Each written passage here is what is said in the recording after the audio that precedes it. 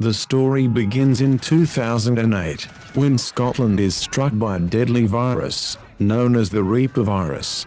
Its devastating effects cause the entire population to descend into hysteria and homicidal insanity. Desperate to contain the outbreak and find a cure, the British government resorts to drastic measures. They construct an imposing 30-foot wall, effectively isolating Scotland from the rest of Great Britain. Initially hailed as a successful quarantine, the government's extreme method comes with severe consequences. The isolation destroys diplomatic and economic relations between the UK and the rest of the world, pushing the state into the shadows as a pariah. The once mighty nation now faces the harsh reality of being ostracized on the global stage. As a result, the UK plunges into a nightmarish existence.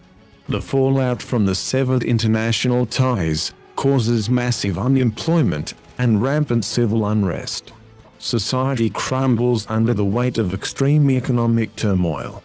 The once prosperous nation collapses into a dystopia, its citizens left to grapple with the bleakness of their shattered world. In the year 2035, the world remains gripped by the devastating Reaper virus, which first emerged 27 years ago. During a routine investigation in London, a group of armed police officers stumbles upon a shocking discovery: several individuals infected with a deadly virus. This alarming development catches the attention of Prime Minister John Hatcher, who believes that the potential cure might exist. Seeking to uncover the truth and save lives, Prime Minister Hatcher shares satellite footage with Captain Nelson, the Chief of Domestic Security. The footage reveals survivors in the isolated region of Scotland, where the virus originated. Driven by the possibility of finding a cure, Hatcher commands Nelson to assemble a team and venture into Scotland to locate Dr. Kane, a renowned medical researcher who was studying the virus when the quarantine was enforced. Carefully selecting his team, Captain Nelson appoints Major Eden Sinclair, a highly skilled police officer, to lead a mission. What makes Sinclair particularly suited for the task is her personal connection to Scotland. Having escaped the country when the quarantine was initiated, she bears a visible reminder of her sacrifice, the loss of her right eye. For Sinclair, the mission carries deep personal significance, as she harbors a glimmer of hope to discover the fate of her own mother amid the chaos. Sinclair's team breaches the barrier into Glasgow, where Dr. Kane was last seen. During their search for survivors at the local hospital, Sinclair and her comrades are unexpectedly attacked by a band of marauders. Sergeant Norton and Dr. Sterling manage to evade capture, but the team suffers devastating losses. Sinclair and Dr. Talbot are apprehended by a colossal gang of savage cannibals, led by the power-hungry Soul. He intends to exploit Sinclair as leverage to breach the barrier, enabling his army to launch an invasion on England. Saul departs for a sacrificial ritual with the rest of his gang, who gruesomely immolate Dr. Talbot and consume him alive. Through the assistance of a fellow captive named Callie, Sinclair manages to escape and eliminates Viper, Saul's second-in-command. She rendezvous with Norton and Sterling, and the trio makes their getaway aboard a train. Callie discloses that she and Saul are the offspring of Dr. Kane. Meanwhile, in London, the streets descend into escalating chaos as violent riots erupt. Recognizing the severity of the outbreak, Hatcher devises a plan to evacuate the central London area. However, amidst the turmoil, an infected individual breaches the security of Hatcher's office, launching a vicious attack aimed at his life. In a swift act of bravery, Nelson intervenes, shooting and eliminating the infected assailant, thereby saving Hatcher from certain doom.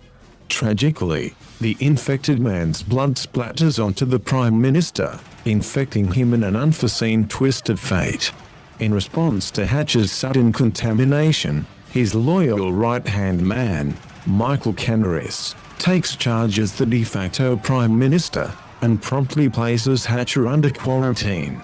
Realizing the grim inevitability of his fate, due to exposure to the lethal Reaper virus, Hatcher makes the heartbreaking decision to end his own life, acknowledging the imminent death sentence imposed by the virus. Upon disembarking from the train, Sinclair's group is unexpectedly spotted and abducted by a contingent of soldiers, wielding archaic weaponry and donning medieval armor. They are forcibly transported to a fortress reminiscent of a bygone era and locked away in captivity. To their astonishment, the enigmatic leader of their captors reveals himself as none other than Marcus Kane. Kane discloses a harsh truth to Sinclair: there is no cure for the affliction they face, but only those blessed with a natural immunity can persevere. Once a dedicated medical researcher, Kane's world shattered when his family was left behind during the quarantine.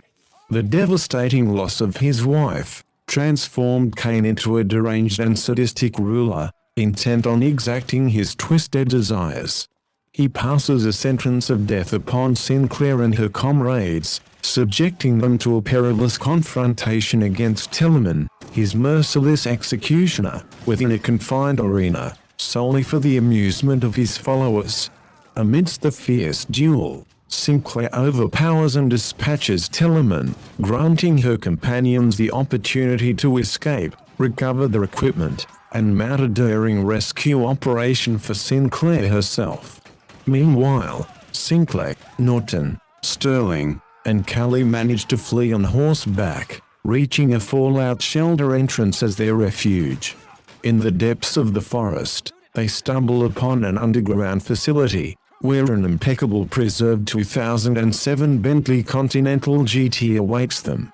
However, their respite is short-lived as Kane's medieval knights catch up to them, resulting in Norton tragically losing his life.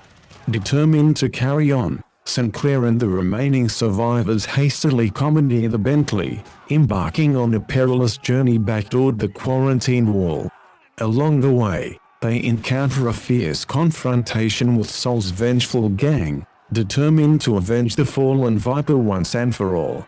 In a heart-pounding pursuit, casualties mount, including Sol and many of his men, while Sinclair's group manages to outmaneuver their pursuers and secure their escape.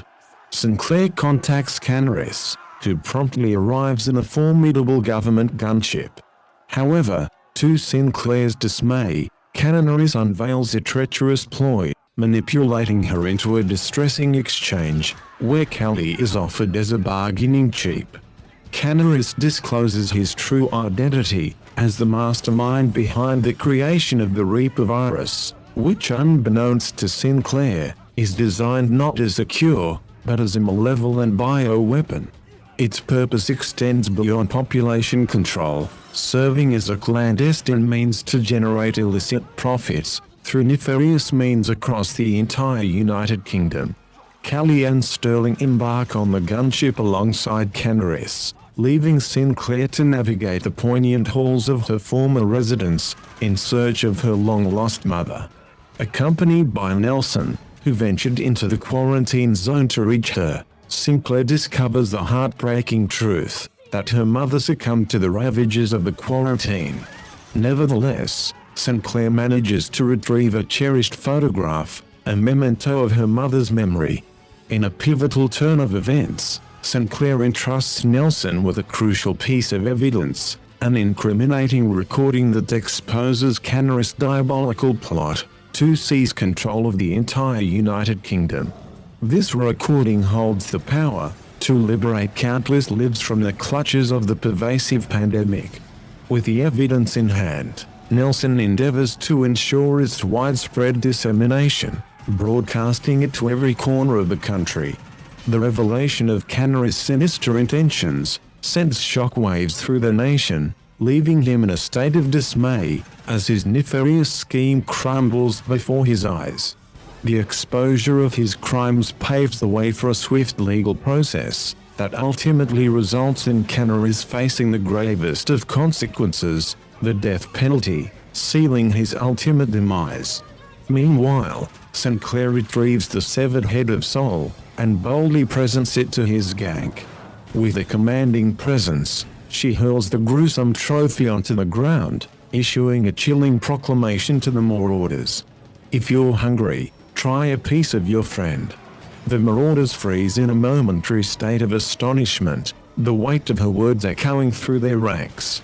Yet, unexpectedly, a thunderous eruption of jubilation fills the air as the marauders collectively erupt into fervent cheers.